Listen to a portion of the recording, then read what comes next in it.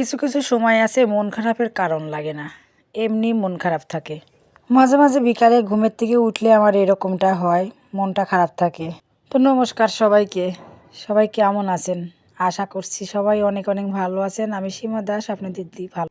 এটাকে দেখি চেনা যাচ্ছে, বাক্স। আমারও একটা আছে, এই বাক্সটা হচ্ছে মাসিমার। আসলে এইগুলি আগে মানুষ ব্যবহার করতো, মানে বাচ্চা কাচ্চা বাইরে পড়াশোনা করতে গেলে এই বাক্সর মধ্যেই সব কিছু দিয়ে দিত। আমার দাদারও দেখছিলাম এরকম একটা আছে, আমারও একটা আছে। তো যাই হোক, পুরাতন জিনিস দেখলে ভালোই লাগে। আর মাসিমা তো সেই যত্নশীল, এই বাক্সটা কয় দিন ধরে রোদে শুকায় শুকায় রাখতেছে। তো ভিডিওটা ছিল গতকালের শনিবারের ভিডিও। রাতে খিচুড়ি ছিল, আপনাদের দাদাকে তো ছাতু দিয়ে দিলাম, জবের ছাতু। আর আমি এখন এই খিচুড়ি গরম করে খাবো, সাথে ডিম ভাজা আর বেগুন ভাজা করে নিলাম। গেছিলাম আবার সন্ধ্যার সময়, মানে জামাত ভাইয়ের ওখানে ডাক্তার, মানে হোমিওপ্যাথি ডাক্তার। ভাইটা অন্য একটা রোগী দেখতেছিল, আমি চুপচাপই বসেছিলাম। খালি জিজ্ঞাসা করতেছিল, কি হয়েছে তোমার, বিষণ্ণ দেখাচ্ছে কে? তা আমি বলছি কিছুই হয় নাই তো।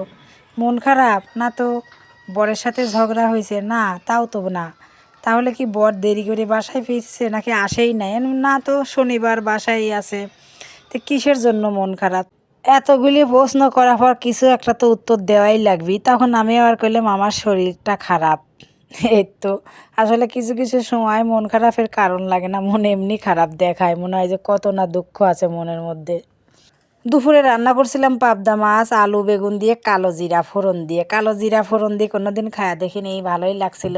আর মাসিমা রুই মাছ দিয়েছিল, টমেটো বেগুন আলু দিয়ে রান্না করা, আর সাথে একটা ভাজি ছিল, আর চাটনি। চাটনিটাও মাসিমাই দিছে। মাসিমার হাতের রান্না অনেক স্বাদ, অনেক ভালো লাগে। মাঝে মাঝেই মাসিমা রান্না করলে দিয়ে যায়, ভালো লাগে, ব্যতিক্রম একটা স্বাদ।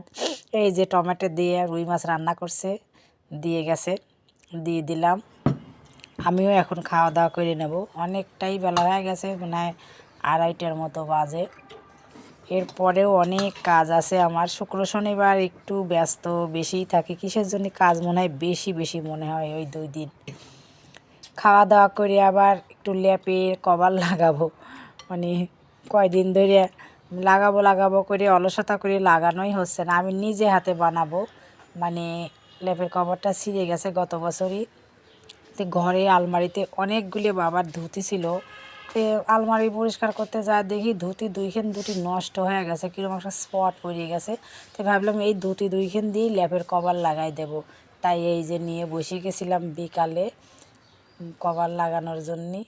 তো এই যে বাচ্চাগুলো সেই অসুস্থ, ওই যে জামাত ভাইয়ের কাছে গেছিলাম ডাক্তারের কাছে, এই যে একটুখানি ভিডিও করে নিছি।